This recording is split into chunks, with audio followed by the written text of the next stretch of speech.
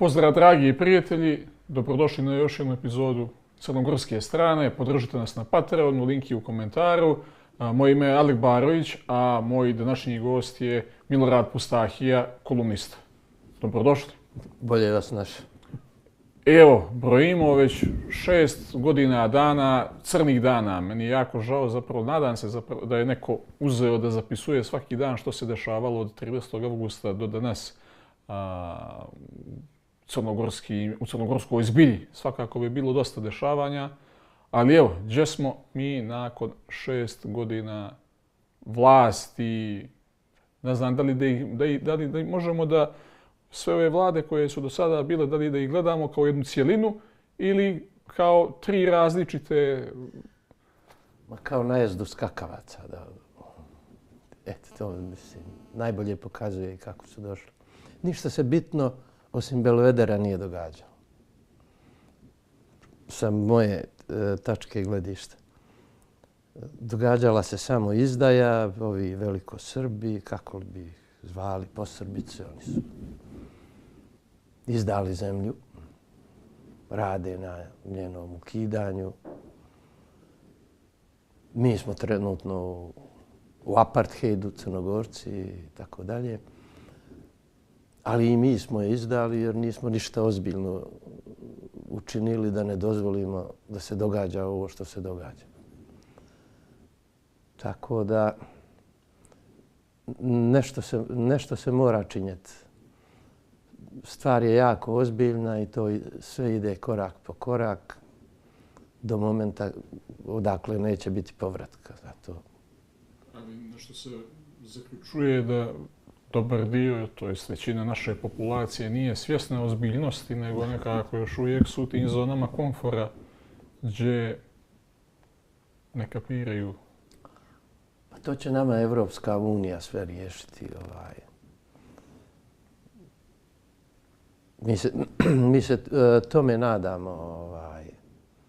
Evo, ušli smo i u NATO, pa bez obzira što smo u NATO-u, Srpska bija je rasturila našu AMB, našu policiju, vojsku, sve je to pod njima, pored NATO-a. Sad dobro, ne mogu oni u našoj zemlji direktno raditi, ali mogu pomoći.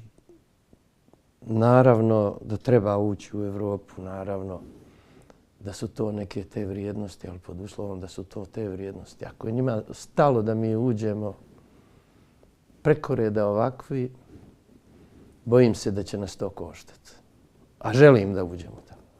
Ajde, prije nego što okrenemo na Europsku uniju, kako smo mi kao jedan narod koji je svoju slobodu vazda uzimao sam, došli do toga da postanemo onaj narod, a takvih ima dosta na svijetu, koji čekaju da im neko nešto drugi da. Jer nekako smo se mi pretvorili u to, pogotovo u ovoj situaciji političkoj, i naša opozicija, takozvana politička elita, koja samo čeka da im neko nešto da na tacni. A ne žele da se uprljaju, da tako se izrazim, i da to nešto zasuču rukave i uzmu sami. Znate šta,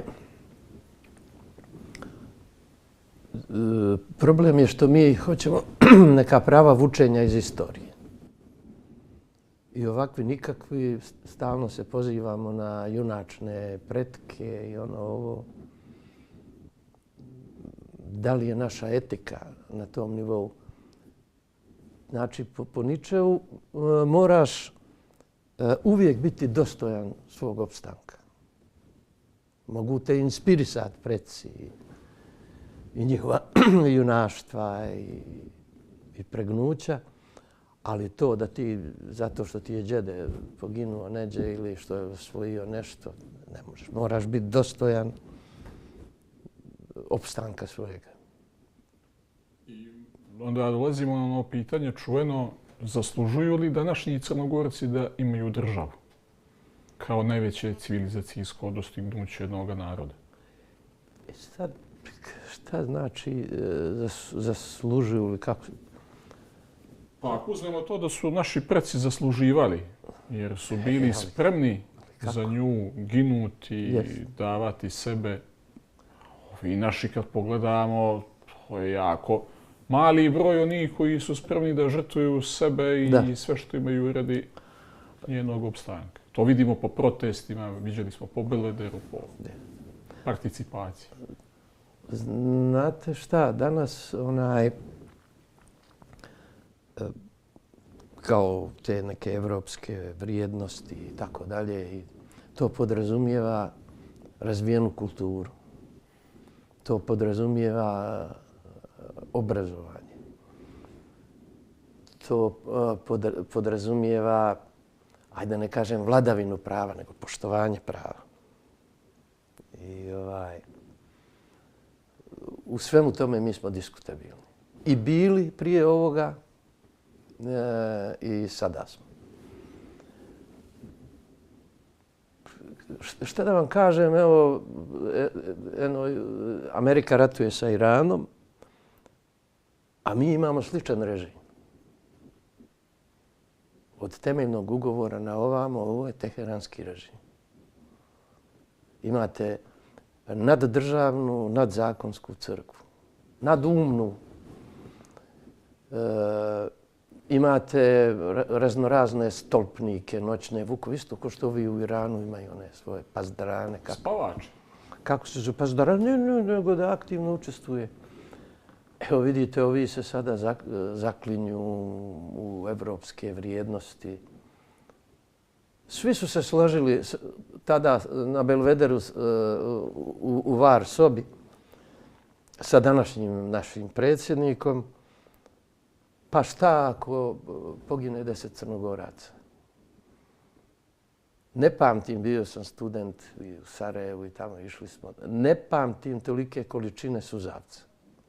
Da pliva Cetinje u suzavcu. Čak su ptice padale u narednim danima sa neba od količine bojnog otrova. I kažem onda naročiti užas kad smo vidjeli one kriminalce iz srpskog sveta, podrazumijevajući tu i ove naše crnogorske naoružane, upancirene. Danas ove naše što su demonstrirali protiv 13. julke zaprskaju biber sprejom, sude, ovo. Niko nije pokušao islijediti ili osuditi nekoga od tih kriminalaca koji su naoružani na Cetinjskom manastiru, na našem oltaru crkve i plemena i poslije toga ništa se ozbiljno nije događalo. Sve je revijalno. Opozicija sad nešto kada je vidjela da jednostavno gubi u masi, da je ovo spavanje. Nema ništa od priče. Treba nešto preduzimati. Ali eto to kad ste pomenuli da nisu nikoga procesuirali i sad se najviše to pominje Aca Đukanovića za 2 lovačke. Sudstvo i tužilaštvo se najviše pominju pogotovo zbog ovih poglavlja glavnih po pitanju pristupanja Europskoj uniji. Kakvu sliku šalju te krovne institucije koje bi trebale da osiguravaju pravdu i pravo u Crnoj Gori, kad upravo to niko nikoga ne ganja zbog onih kalašnjikova i Sky poruka, a sa druge strane Aca Đukanovića hapse zbog 2 lovačke puške. Jeste. I ne žele, zapravo to na kraju su mu prihvatili, ali na početku nije bilo raspoloženje u toj političkoj priči da se čovjeku zbog 2 lovačke ne želi prihvatiti 5 miliona eura jemstva. I Katnić je u pritvoru, evo 2 godine koliko li je, sa izuzetno nejasnom optužbom. I viđali smo i nekim ubačenim porukama koje su falsifikovane. Falsifikovane, jeste. I očigledno držanje u zatvoru s namjerom da on tamo umre. I šta ja znam, opet mi to mirno... Pazite, kod nas Ustavni sud se proglašava nenadležnim za temeljni ugovor. A ko je onda nadležan? Pa ko je nadležan za potpis premijera? Ovo je vraćanje u srednji vijek. Ovo je vraćanje u srednji vijek. Sa crkvom se završilo u državnom smislu u prosvjetiteljstvu. A mi smo se vratili na srednji vijek. I vi vidite, Backović kaže, mi smo vas postavili, mi ćemo vas smijeniti ovima što su sad na vlasti. Crpe li oni iz toga tu moć? Naravno. Pazite, ne samo zbog ovih kleronacionalista, nego zbog mreža, zbog ovih IT stvari, demokratija gubi smisao. To je toliko sugestivno i toliko nekontrolisano da najbudalastiju ideju možeš promovisati kao uspješnu, normalnu. Vidite ovih ravnozemljaša. U 18. vijeku je manje ljudi bilo koji vjeruju u ravnu zemlju nego danas. Pored svih miliona slika iz kosmosa, a možete misliti na ove političke trivijali. Ali evo u ovom procesu pristupanja Europskoj uniji nekako imamo priliku da vidimo, pogotovo od nekih potonjih par mjeseci, da je očigledna jedna situacija, ja sam to nazvao ugonjenje Crne Gore u Europsku uniju, gdje bukvalno iz Europske unije jedva čekaju da nas prihvate i to je očigledno naravno da će da bude mimo svake naše zasluge i nekako se zaključuje da više trebamo mi njima nego što trebaju oni nama.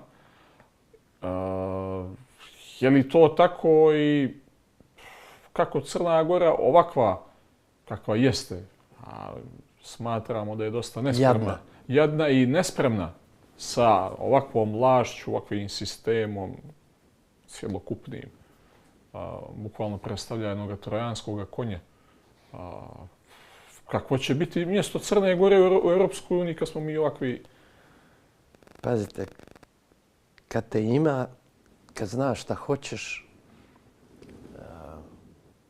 i kad si spreman žrtvovati se za to što hoćeš, ne u nekom smislu sad tragično, ali podnijeti žrtvu, onda to možeš uraditi. Komunistička partija Jugoslavije je krenula u ustanak sa 4000 članova sa partije i 10.000 skojevaca. I šta su uradili? Digli prvi ustanak u Evropi, proslavljene bitke odradili, oslobodili zemlju, poslije od nje napravili industrijski razvijenu zemlju, srednje razvijenu zemlju. Imali smo odlično obrazovanje, neku kulturu i nekakav red. Ovo je gola improvizacija. Što se tiče Evropske unije, nemojmo zaboravljati da je Kvinta pomogla, organizovala i promovisala litije. I da je u nekom interesu Kvinte bilo da onaj sistem padne. Ne braneći sad, ne idealizujući onaj sistem. Ja bih volio da je pao, ali da je bolje došlo. A ovo je sunovrat. Civilizacijski, ekonomski, ljudski. Jednostavno, pogledajte količinu kriminala i sada pogledajte ovu mladost. Na čemu odrasta i tako. Tumačiti Evropu, možda je njima da ne dođu na našu obalu Rusi brodovima. Ako bi mi sad Srbija nas uzela i tako. Možda je to neki tako geostrateški, mi najvjerovatnije nismo mnogo bitni i mali smo. I što kaže Stefan Mitrov Ljubiša, mali moraju brže misliti od velikih. I njegov junak, onaj, kako se zvao, je mogao da se vrti na vrhu od igle. Tako i mi moramo shvatiti da ništa mi nećemo odrediti u svijetu da bude tako. Ali možemo nastojati prilagođavati se tome svijetu na način koji je najkorisniji našem opstanku i našoj budućnosti. Ali da se nekako zaključiti da to nije baš tako. Da sve ono gdje se Crna Gora usmjerava djeluje pogrešno i sa stanovišta vlasti i sa stanovišta opozicije.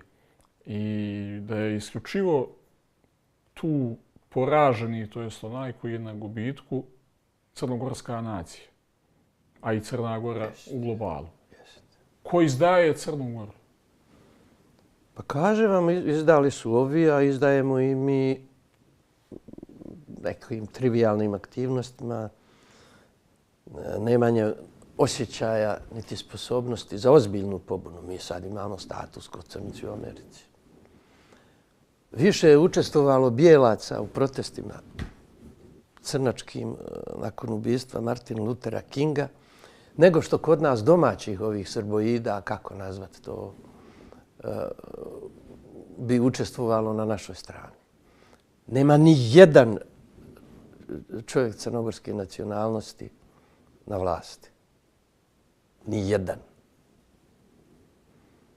U kulturu, vidjeli ste ona ministarka, to je pohara. To nije ministrovanje, to nije ona... Kako se... Ministarka Bratić. Bratić. Nastojim zaboraviti neka imena. To je jedna u intelektualnom, u ljudskom, u svakom smislu trivialna osoba. Sa sigurnom dijagnozom. Ali je najuspješniji ministar od kad su ovi došli. Završila je brutalno posao za 3 mjeseca. Posmjenjivala sve i nikome ništa nema kazni, nema zakona. I jednostavno moramo početi, evo, ako nešto da i mi preuzimamo, imamo pravo i na pobunu, naravno, građansku i sve to, ali kada nam pričaju o vladavini prava, kada se Ustavni sud proglasi nenadležnim za temeljni ugovor, onda ga preuzima Crnogorski zbor. Onda okupit ćemo se da slavimo gore na Cetinje. Hajmo kao zbor glasati, tražiti ukidanje. I da sad ovim pravnicima neki logičan zahtjev postavimo da jednostavno ne može. Ako uđemo sa temeljnim ugovorom u Evropu, nema nas. To znači da je Evropa pristala na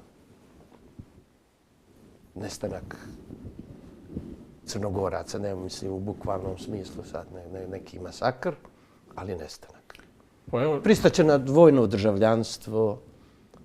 Ako je ova ekipa koja nas FOL uvodi, što usvaja 25 zakona u 2 sata na Skupštini, onda može proći temeljni ugovori, ne znam, sve. Eto, često pominjemo zapravo stalno da su Crnogorci, a pogotovo pravoslavni Crnogorci, vjerojatno najugroženija etnička i vjerska grupa u Evropi. Međutim, nema nikoga da prozbori koju o tome. Svi ćute, ćuti i opozicija koja bi trebala da je deklarativno procrnogorska, ćute Crnogorci, ćute međunarodna zajednica. Ko danas brani pogotovo pravoslavne Crnogorce kojima je oduzeto svako pravo na njihovo vjersko određenje, ubjeđenje. Nacionalno. I nacionalno, ali vjersko Mi smo pogotovo. iz Titovog jajca, nas nema. Mi smo... Vjersko, nacionalno i nekako, ali vjersko nikako. Ima dosta solidan broj ljudi u Srbiji, zvaničnika, u Srpskoj crkvi koji će reći aj crnogorska nacija.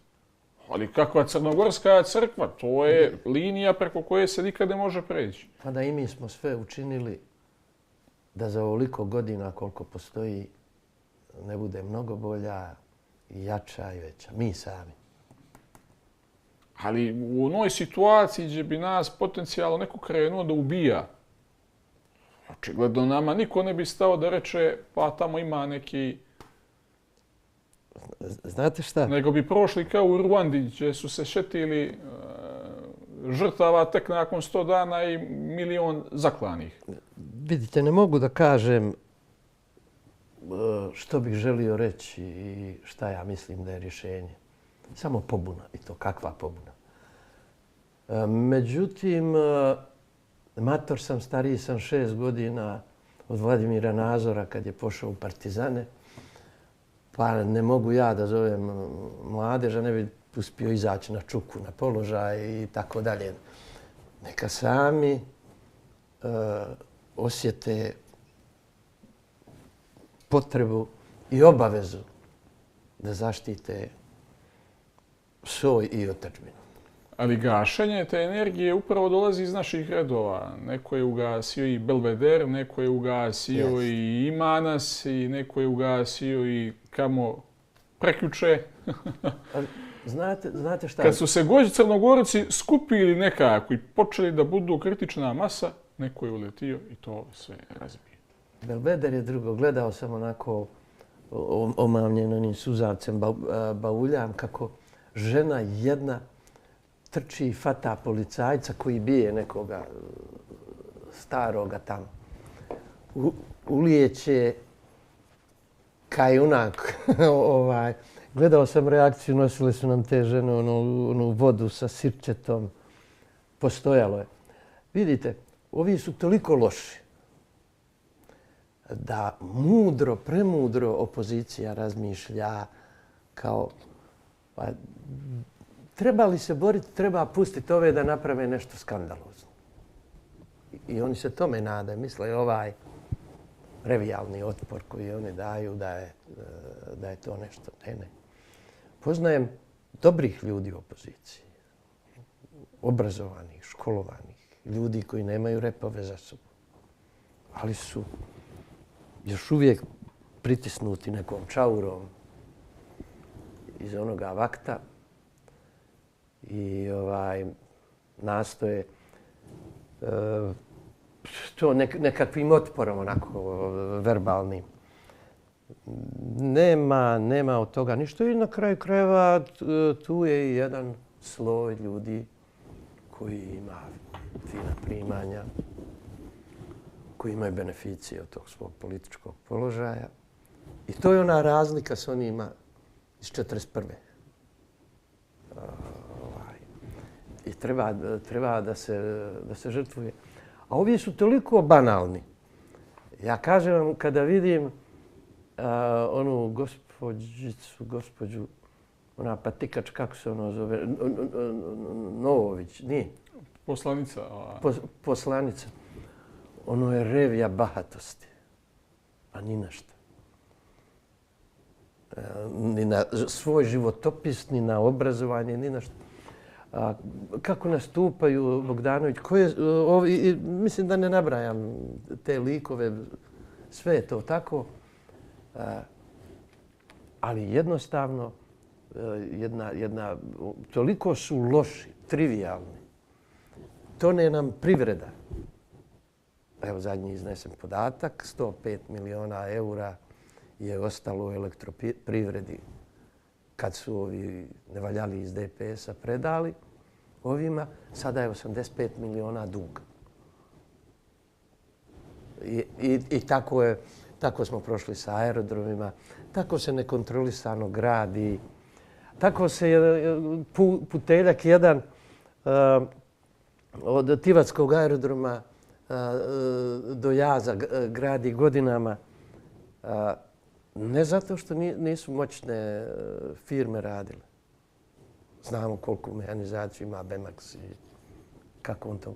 Nego zbog nesposobnosti vlasti da to organizuje. Pa su onda ubacili, znate, one instalacije raznorazne, pa je bilo velikih problema sa oduzimanjem zemljišta i naravno što koči izvođače. Tako nam je u svemu. Da ne pričamo o obrazovanju. To je totalni krah. Od vrha do dna. Kako se može desiti da ovi, kako su se zvali, kamošutra, studenti pravnog fakulteta se okupe ispred, a da velika Draginja, revolucionarka, socijaldemokratkinja ne izađe da ih brani od svojih studenta. U Beogradu je i rektorat, i rektori, profesori stali uz svoje studente. Ko je stao uz ove naše klince? Paris tih pojedinaca koji su vazdetovali. Očigledno Crna Gora nema ni profesora, ni studenta. Jeste. Mada i to ste u pravu. Ono je bio samo odbljesak pobune studentske u Beogradu. Nikakvog žara nije bilo. Čak i ja dosta vidim kao nacionalistički motivisanu, više nego u nekom smislu studentskog bunta, prava mladih i sve ono što bi nekako to trebalo izgleda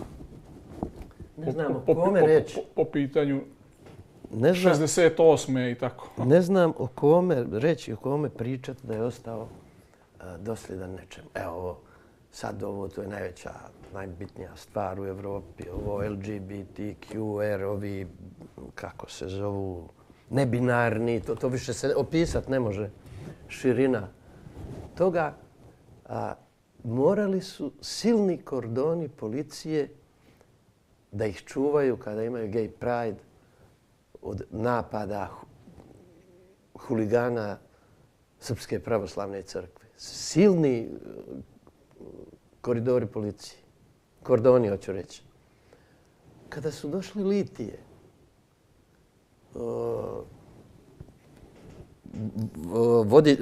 ne voditelji, nego vođe tih njihovih NVO su bile na litijama.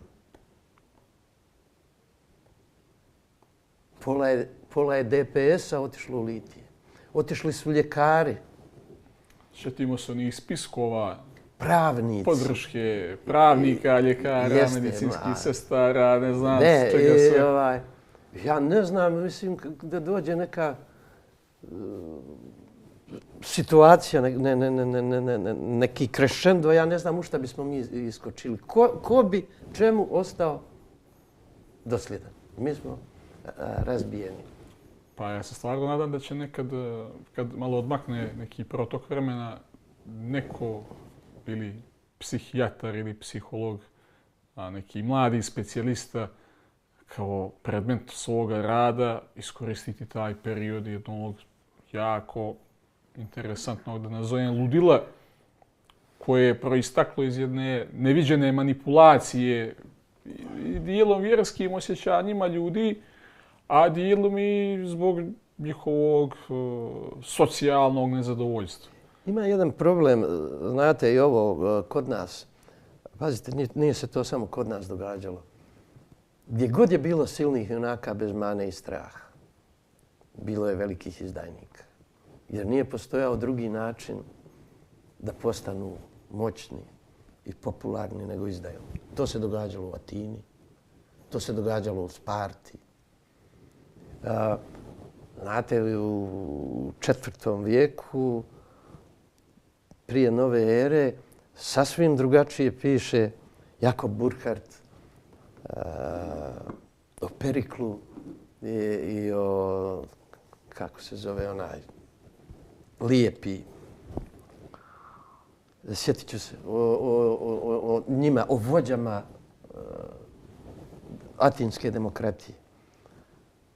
na kraju krajeva i demokratija je, mislim, ne možemo se zanositi isto kao što se ne trebamo zanositi našim junaštvom, ne trebamo se ni zanositi ovom bukom oko demokratije. Svaka demokratija ima vijek. I uvijek se pretvarala u neke autokratske režime. Sad u različitim vremenima su se različito zvali.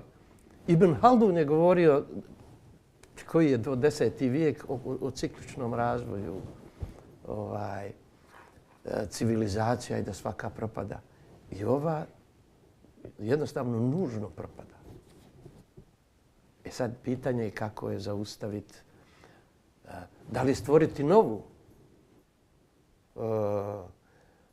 Možda je, to je jedini najbolji. Ovu liječiti polumrtvu demokratiju u svijetu, ne samo kod nas, je jako teško. Možda izmisliti novu. Ne znam, dobro, vi ste mladi. Ne sjećate se hipi pobune, da su hipici nadrogirani, pijani, napušeni, zaustavili rat u Vijetnamu s snažnim protestima po univerzitetima. Sjećate se ulijetanja i masakra policije na Berkeleyu, na univerzitetima američkim. Danas narandžasti luđak napada univerzitete. Šta mu padne na um? A nema ko da odgovori. Ne, evo vidite u Americi. Valjda nas ubija ta zona komfora. Ja se izvinjavam ovome Raju Koljenici šta ja o njemu mislim. Kad vidim onoga u Americi šta se ja imam čudit što je Rajo kod nas. Čak je Rajo osjećajniji. Znači, živimo jednu dekadencu. Pa dekadencu. Koja ne vidi joj se kraja, da se tako izrazim, ili nadajmo se da ona pri svome svršetku, ali Bogom ja se nekad bojim da je tek počela. Da srozava evropsku civilizaciju, zapadnu civilizaciju, a sa njome i nas. Međutim, imamo neke naše usude vremena u koje živimo, nekako smo imuni na spoljna dešavanja, koliko nas ubijaju i naši lokalni endemski izumi. Najbolje kad pogledamo, to su demokrati. Mene je vas da bilo nejasno kako je moguće da se takav jedan sklop ljudi skupi i napravi partiju i dozvoli im se istorijski moment da se oni nešto pitaju. Ne, ali znate šta? Još jednu jako bitnu stvar mi moramo raščistiti.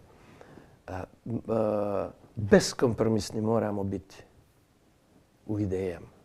Ne, malo tamo, malo ovamo, odgovaramo ovamo. Na ovo me inspirisala knjiga Basarina Đinđić u memoari s onu stranu groba. Ja o Đinđiću ne mislim toliko koliko on, ali dobro za ove je bio utant. Ove što su sad... Jeste. I u toj knjizi postoji jedna dobro komunalnim rječnikom rečena dijagnoza gdje kaže Basara i sada kažu da smo mi, prostite, u govnima. On kaže ne, govna su u nama, mi smo govna i u govna se uvijek vraćamo. Sad pazite, nije to Basarino ludilo i nepristojnost. Prije toga ide jedna strašna, tačna, istoričarska dedukcija Srbije do toga momenta. I on kaže, i u to ćemo se uvijek vraćati, da ne ponavljam sad nepristojnost. Naši ljudi su svi nekako finčukasti. Mi trebamo sebe kritikovati. Ne zato što smo zlobni ili zato što svaki od nas nosi svoju bistu, nego jednostavno da bismo te stvari popravljali. Evo, mi pominjemo ovo, ima nas. Meni se nije sviđalo poslije 3. i 4. Skupljali smo se u odličnim brojevima od 17.000 do 24.000 po procjenama. Ali šta je? Izađu govore ti patetičari. Izađu govoriti jako prosječni političari neke svoje stranačke. I ja šiznem i pita me sudija Vukićević, kako se zove, sjetit, Vučinić. Pita me sudija Vučinić, gospodine Pustahe, vama se ovo ne sviđa? Ne. Zašto? Zato što je pariškim sankilotima, bezgačnicima govorio Danton, Robespierre, Marat, Diderot. Pogledaj ko meni priča. Nepismenim sankilotima francuskim. Ovo nije to. I onda, znate, vrh svega je, niđe nebo nije plavo kao iznad Crne Gore. To je meni scena, a mi smo kao u pobuni. To je meni scena kao u onom filmu kad izlazi Ljepota poroka. Kad nakon prve bračne noći onaj naš izlazi napolje i da izvinete mokri i gleda po Siriju se veli Bože, Bože, je li Đejko me načaska mene? I mi smo se tu okupili, to je kao neki happening bez daška pobune, bez daška opasnosti po režimu. Pa ja sam dolazio u konfrontaciju sa nekim ljudima kad su bili protesti Manas, kad sam pričao da besciljno lutanje i tumaranje pod Goričkim ulicama neće donijeti ništa osim rasipanje tih protesta. Će se onda mene zamjerilo, a ti imaš radikalne metode. Ja nemam radikalne metode, ja imam metode. Nisam to stvorio ja, to je na vjekovnom iskustvu ljudske civilizacije kako se pravi otpor nečemu. A ja mogu da izađem, da šetam u Podgoricu i sam, ne treba mi da idem u grupi. I što se desilo nakon par tih šetnji? Nakon par tih šetnji bez cilja, ljudi su pošli kućama, zato što ljudi vole u tim situacijama da budu vođeni, da budu usmjereni i da znaju zašto to rade. A ona priča, bila je 90-ih jedna situacija gdje je rekao, a što smo mi noćas ovdje? Bukvalno, znači uvijek u ovim situacijama nekako Crnogorci se dovedu u to pitanje da ne znaju zašto su oni tu. A bez razloga nema ni mase. Zašto? Evo, pazite, Cetin je grad koji ima likovnu akademiju, muzičku akademiju, pozorišnu akademiju, fakultet za crnogorski jezik i književnost. Njima ne treba druga režija. Ali to odrade ovi valjda iz opštine. Što će Dino Merlin na Cetinje? Fino, lijepo. 21. maj nije šarada. Naročito kada pola zemlje neće da je slavi. I dolazi Dino Merlin. Zašto ne dođu oni Dubioza kolektiv da nam otpjevaju njihove pjesme? Zašto ne dođu? Zašto nije, na primjer, Karadaglić pozvan? Naš Crnogorac, naš najugledniji muzičar na svijetu. Čovjek koji je ovdje fond napravio za studije, koji je odbio 13. julku, ako je treba primiti sa onim tamo. I da mi ne zovnemo Karadaglića, nego Dino Merlin, koji će šklapnuti 100.000 eura i tako da. Mislim, daj saberimo se ljudi jednom, daj da znamo, ali to ne može, kod nas je svak pametan. Popularnost i znanje mjeri se po ovim budaleštinama sa mreža. Jer pogledajte sastav parlamenta. To je plač Majke Božje. Pa, eto, zamjeralo se dosta što se u pripremu prosle 20 godina obnove nezavisnosti krenulo na jedan jako trljav način, ad hoc rješenjima, kako ćemo, lako ćemo, i ona klasična crnogorska priča. I naravno na način kako tako jedan značajan datum ne zaslužuje, već je tome trebalo da se priđe sistematski, da cijela godina bude u znaku I mi treba sebe, pazite, sebe da vidimo o njima, pogledajte, to je sve revijalnost kojom oni nastupaju, površnost. Revijalnost vodi u trivijalnost, a trivijalnost u gnjoč. Ovi ne mogu da ih Bog podržava ovakvi, to je jednostavno jedna horda. Oni se među sobom svađaju, jedna nekulturna horda bez ikakve koegzistencije moguće. Ali mi treba, i zato ovi naši razmišljaju, ovi će sami pasti, a nas će samo pomjeriti na vlast. Nema šansi.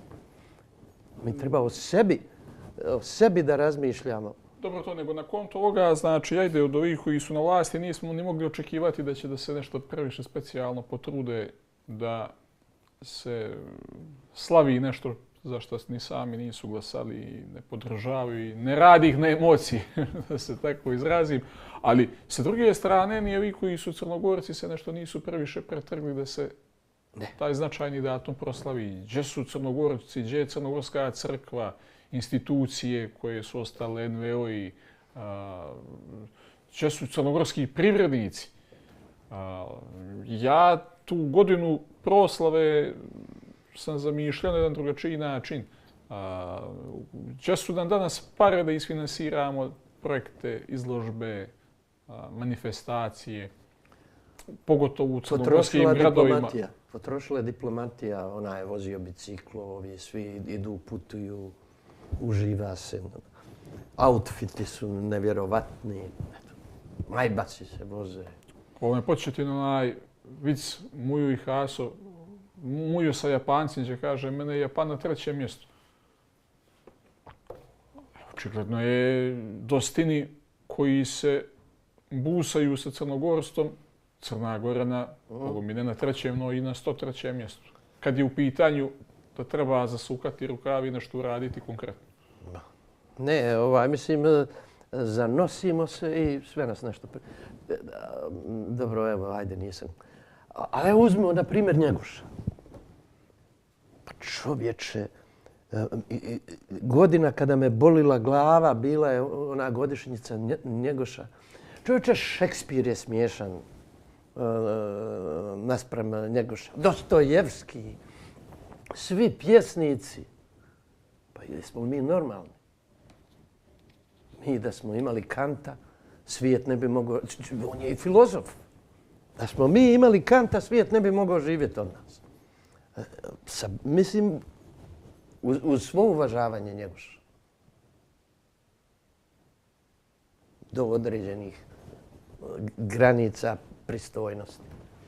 I tako mi sve to proglašavamo. Mislim, skloni smo. Provincijalno je i način na koji mi našu tradiciju i nauku i kulturu jako imamo provincijalne sklonosti prema svemu. Eto, kad ste pomenuli Njegoša, mene stvarno neka bude sramota koliko prosječni Crnogorac ne zna za neke ličnosti koje su sebe životom ugradile u vaspostavu, kako su to nazivali, nakon 1918. Crne Gore.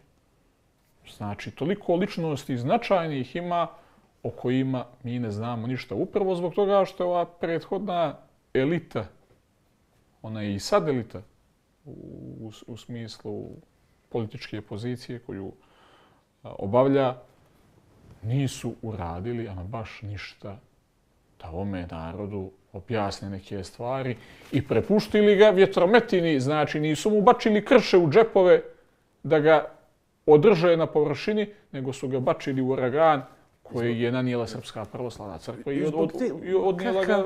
Kakav uragan? Ovo je najezda skakavaca običnih. Pazite, kako može istorija da se tako lako mijenja? Samo ovakvim duducima, sklonim idealizovanju nečega, totemisanju ljudi, glorifikaciji prevelikoj događaju. Jednostavno nisi realan u životu. Užasno netačnim, nekvalifikovanim, nenaučnim pričama oni razbijaju našu istoriju. Dođe Amfilohije, zemlja mu kosti izbačala, dođe u Budvu i vidi onu forticu, veli, ovo je Dušanov grad. I od tada po Budve zove, a Dušan nikad nije ni došao tu. Budva je Kadmov grad, onu forticu su. Ali to prolazi. Sve prolazi, ne to, sve. A je li problem u građanima, da se izrazim, jesu li naši stanovnici glupi, pa da im se može tako neka banalnost proturiti i oni da je prihvate? Sada nikad nije dolazio, nema, sad ima počivalo, pa je on čuknuo vode da piju, pa onda ima nakon 5 kilometara pripišalo morao nuždu nakon one ladne vode. To je izmišljeno. Jednostavno izmišljeno je. Gdje nam je historiografija, ima. Pazite kakvi smo mi. Za mene je šok Dragan Nikčević, koji je napisao Duklja i Skitija i ona 3 dijela. U 3 toma Nesrećnik je opisao 6000 godina istorije. Od Kavkaza do Atlantskog okeana. Gdje mu je bila ekipa iz Canua da mu da, sa univerziteta, da mu da ljude da se ide. To bi nastala ovolika biblioteka. I sad naša, i o čemu da pričamo? Ja Crnogorsku akademiju nauka zovem mauzolej mrtvoga crnogorskoga uma. Njihova djelatnost je tolika. Ali to njih ništa što vi njih tako nazivate ne tangira. Oni svaki mjesec im liježe pofini iznos i oni tamo šede, ćute. Pa jeste, I bivaju akademici beskorisni. Eto, pomenuli ste ko je francuskoj mladosti držao govor i motivisao ih na... Ne mladosti, nego Sankilotima 1780. Da, ali ja rekao i kasnije, 60. godina, tokom protesta, i danas francuski filozofi uvijek staju na kontrasistema. A naši, ja ću staviti pod navodnicima, filozofi za to što ne vjerujem da bi mogli proći. Iđe drugo, dobar dio njih, oni su čuvari sistema. Da. Zato što ga čuvaju svojim ćutanjem. Da se ogradim, ja uvijek moram da se ogradim, ima stvarno ljudi koji su uvijek tu. Evo, neću pomenuti ime, iako ne bi on zamjerio kad sam pitao jednoga, imate li vi s kime da progovorite u tu akademiju? On mi je rekao, a ima jedna čistačica. Eto, jedan naš akademik je na najbolji način opisao Crnogorsku akademiju nauka i umjetnosti. Znači, od svih akademika jedino s kim ima da prozbori neka čistačica tamo. Pa ne, to je sve revijalno. Tu oni liče na našu opoziciju. Znate, oni iz visoke akademičnosti neće da se miješaju u politiku. Ma, boli, prihvatit će svaku koja im daje 1000 mjesečno. Što će nam onda akademija? Pa ja se pitam. A mene kad su pitali sad u jednoj emisiji, nema mjesec dana, što misliš o... Imali smo i Dukljansku, ali evo, financijski rasturena. Što misliš o Canu? Ja sam samo rekao jednom riječju, rasformirati. Rasformirati, svakako je ona predstavljena kao ekspozitura Sanu, tako da treba je rasformirati i napraviti iznova onako kako bi trebalo. A evo, da pohvalim, pomenuli ste Danu, koliko mogu da zaključim, vidim, Danu se malo i aktivirala i eto, u skladu sa, računam, jako limitiranim iznosima. Ali evo jedno pitanje za kraj. Eto, da se pominju financije, a ima dosta ljudi koji su se, da se izrazim, naplatili od Crne Gore, a ima dosta i onih koji su Crnogorci, a financijski dobro stoje koji su zaradili na časni i pošteni način. Zašto su Crnogorci tako teški na novčanik kad je u pitanju da se pomogne crnogorska ideja? Jer vidimo, evo, ja bivam jako ljubomoran, dosta sam bio po Americi, dosta sam dijaspore upoznao. Ova dijaspora iz Plava i Gusinja u New Yorku Njima je da pokupe $1 milion ovako. Ništa, za noć. A jest, to vam govorim. A mi ne možemo da skupimo 10.000 eura za neki projekat. I Sredanović... Ili tipa kad neko će da objavi knjigu, neku značajnu knjigu o Crnoj Gori, o crnogorskoj istoriji, mora da prosi pare po narodu, hoće li mu ko dati 50-100 eura da pomogne štampanju. Ko je na kriminalan ili korupcionaški način stekao novac, a uglavnom se tako sticao, i politikanski, taj neće dati. Ali, na primjer, porodica iz Berlina daje za sve što treba. Pa Blažo Sredanović. Ja bi najviše volio kada bi napravili nekakav jak kontakt sa dijasporom. Politički bi postali normalniji. Ti ljudi žive u normalnijim zemljama. Oni su dobri. Mi i sad pola zemlje živi od njihovih... I vi ste živjeli više decenija? Ne, nisam decenija, nego 3 godine u Švedskoj. A šta sam htio reći? Mi trebamo kontakte s tim ljudima. Ne samo da nam daju pare, nego da im damo i političku bitnost. Jednostavno da se pojača uticaj dijaspore. Dobro, ne vidim ja samo radi dijaspore, nego i ovih hođi. Ima ih i hođe dosta koji imaju para, koji se busuju sa crnogorstvom, a nema ih da pomognu. I ima ih, ajde što kaže Darko Šuković, da ih ne imentujem, ima i biznismena koji su se dobro našklapali za vrijeme DPS-a. I kad je palo sve, prošlo ovo, koji i sada grade i rade, naravno dali su ovima. I tako. Mislim, što bi rekli Bosanci, okoba, budimo realni. Realno gledajmo ove stvari oko sebe. Ja ne znam, trebala bi nastati neka nova stranka. Uz sve zasluge neke koje imaju, ali svaka vuče suviše prljavoga tereta za sobom. Ali ajde, u toj priči oko stranaka imamo jedan problem što Crnogorci kao nacije još uvijek se nisu odredili po nekim pitanjima. Još uvijek se klacka s jedne strane ka jednom, da nazovem, crvenom jugoslovenstvu, a sa druge strane ka tom nekom isključivo crnogorskom patriotizmu. I Crnogorci još uvijek ne mogu da se odluče na koju će stranu. Po mom mišljenju to je najveći problem.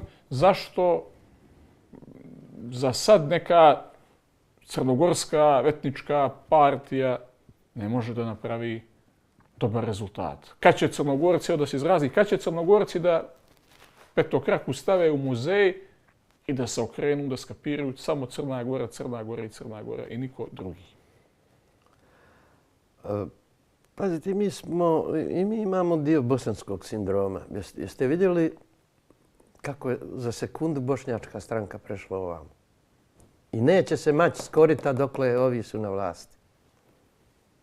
A Rahmetli Husović, njihov vođa, i Efendija Fezić su strašnu stvar napravili. Veliko približavanje. Pa napravio je i Zenka. On je imao najbolji govor na Belvederu. Došao je sa Albancima, bio i na Belvederu. Najjači govor je imao. I on je sad. Ali i Albanci su sada u ovima od kojih ih je morala braniti DPS i vojska da im ne idu tamo u Tuze i to.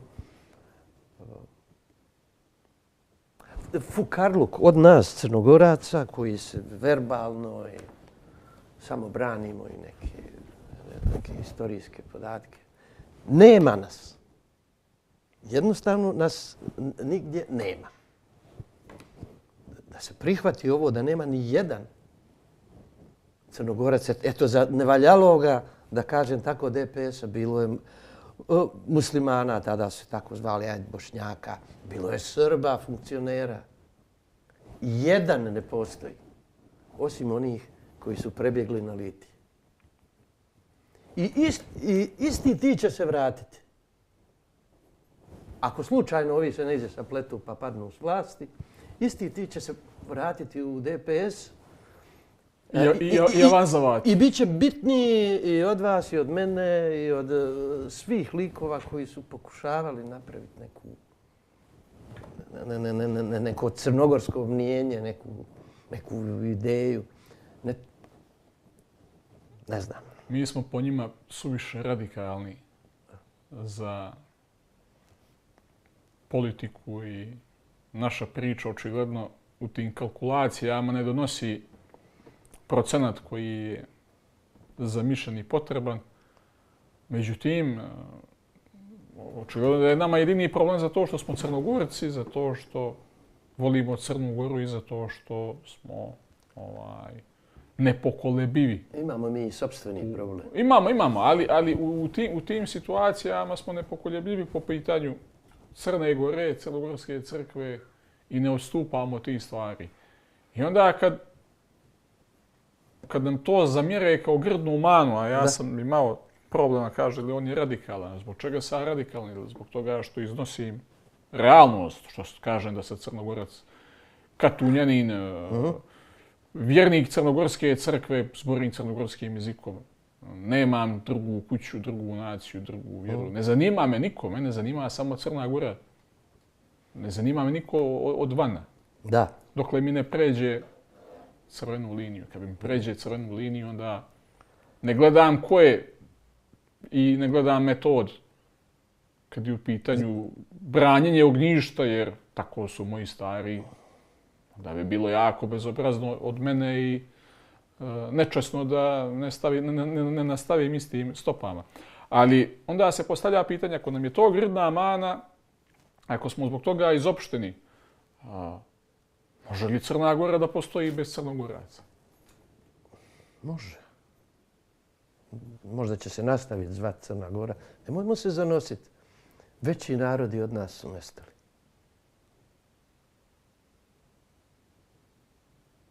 Silne imperije.